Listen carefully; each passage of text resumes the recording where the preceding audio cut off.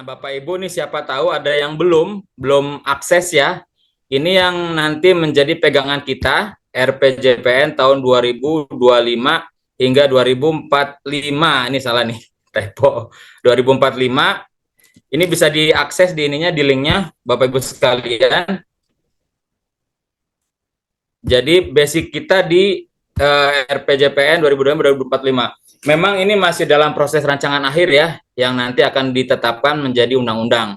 Seperti itu. Ini sudah bisa diakses dokumennya di situs ini nih, indonesia2045.go.id atau di drive ini bisa langsung diakses.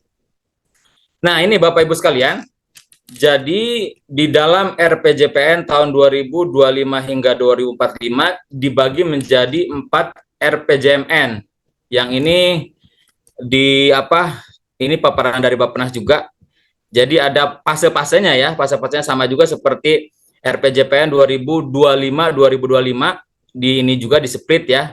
Nah, ini kita fasenya yang paling kiri ini ada terkait dengan perkuatan fondasi transformasi, kemudian akselerasi transformasi, ekspansi global, dan endingnya 100 tahun ya, 100 tahun Indonesia 2045 diharapkan ini menjadi Indonesia emas, seperti itu. Ini kalau untuk yang tahun 2025 hingga 2029 ini ada fokusnya juga terkait di sektor kami nih, di sektor SDM, yaitu hilirisasi sumber daya alam serta penguatan riset dan inovasi termasuk produktivitas tenaga kerja, seperti itu. Jadi dibagi per 5 tahun. Oke. Nah, ini secara sekilas Bapak Ibu, kalau yang sudah sering rapat dengan teman-teman Bappenas sudah hafal nih paparannya kayaknya. Jadi ini untuk memudahkan mengingat bagaimana target dari RPJPN 2025 hingga 2045. Di sini ada 17.845. Ada 17 goals-nya, kemudian ada 8 agenda pembangunan, kemudian 45 indikator dan ada 5 pilar seperti itu.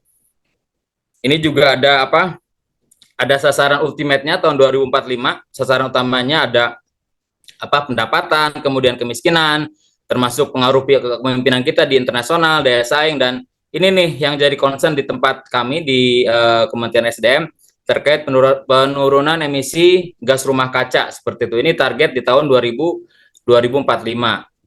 Seperti itu. Kemudian ini Bapak Ibu sekalian, tadi dari 17 arah tujuan pembangunan ini dibagi menjadi 5 pilar ya. 5 pilar, 8 misi ini IE ini Indonesia Emas. Jadi disingkatnya Indonesia Emas. Kalau kita Indonesia Emas, jadi ada beberapa dituangkan dalam beberapa misi ya. Kebetulan kalau untuk di tempat di Kementerian SDM masuknya ke misi nomor 2, penerapan ekonomi hijau. Kemudian ada misi nomor 5 terkait dengan ketahanan sosial budaya dan ekologi. Ada yang terkaitan dengan lingkungan hidup berkualitas, kemudian yang berketahanan energi, air, dan kemandirian pangan. Kemudian untuk yang 17 juga ada resiliensi terhadap bencana dan perubahan iklim. Bapak-Ibu sekalian, ini memang teman-teman Bappenas mencoba memudahkan ya ketika kita memahami konsep dari RPJPN tahun 2025 hingga 2045. Seperti itu. Jadi ini prosesnya memang masih bergulir. Kebetulan memang hampir tiap pekan biasanya ada undangan nih dari teman-teman Bappenas, ataupun kami juga ngundang, ataupun dari Setjen, Biro Perencanaan Kementerian juga melakukan proses untuk penyusunan Renstra ini, dan juga beriringan dengan penyusunan RPJMN tahun 2025-2029, seperti itu. Lanjut.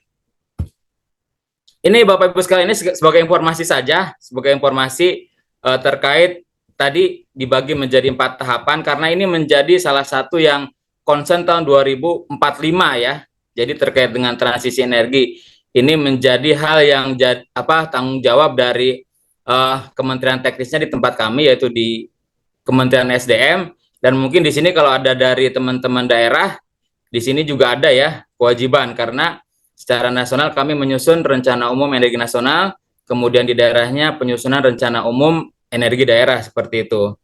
Jadi ini ada beberapa tahapan. Contoh ini ya, contoh. Jadi istilahnya dijabarkan dalam 4 tahapan dari mulai 2025 hingga 2045. Kemudian Nah, ini untuk RPJMN-nya mungkin teman-teman sudah tahu ya.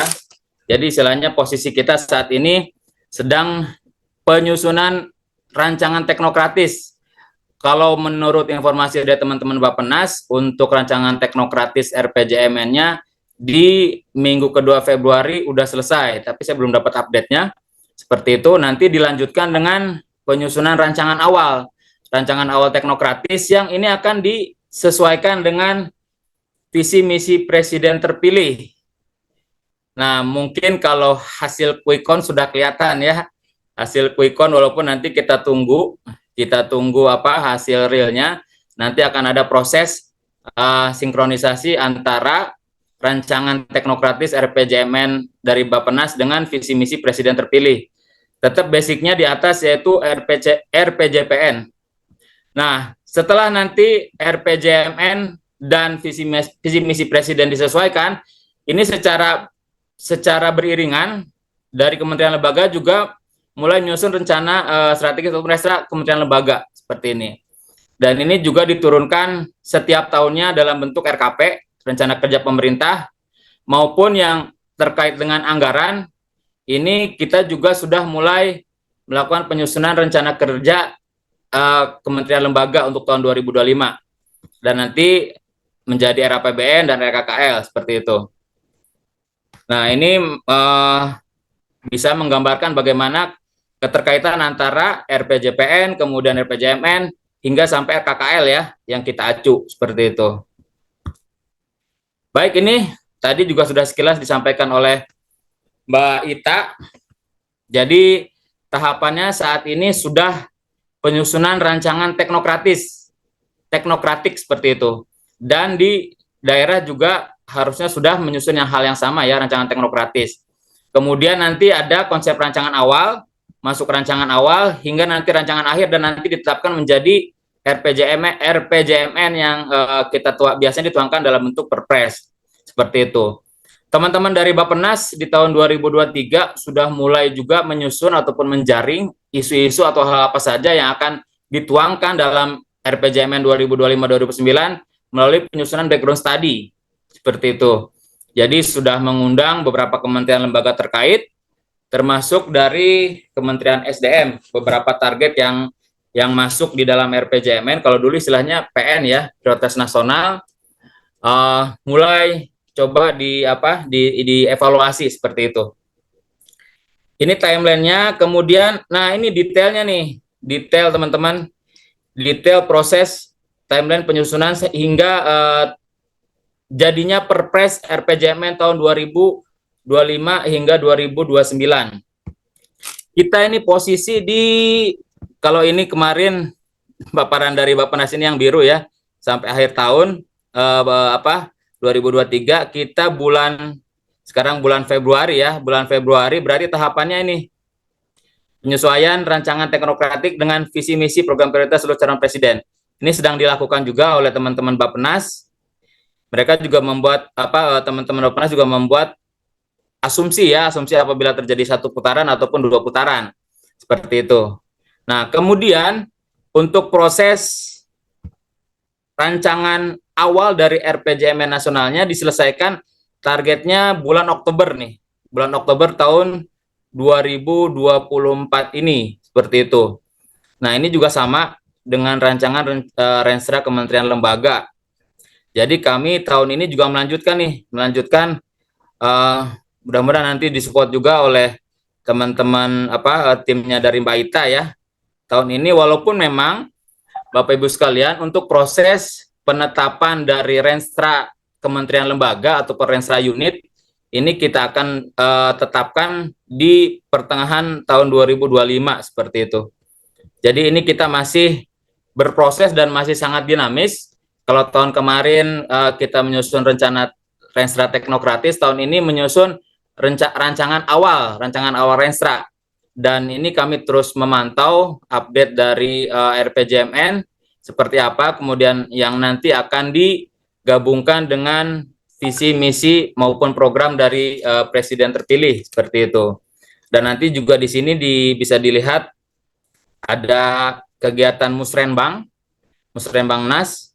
Dan kemudian nanti ini untuk rancangan akhirnya, targetnya dari teman-teman Bappenas ini di akhir tahun 2024. Kemudian baru untuk penetapan Perpres RPJMN-nya nanti di awal Januari tahun 2025. Seperti itu Bapak Ibu sekalian.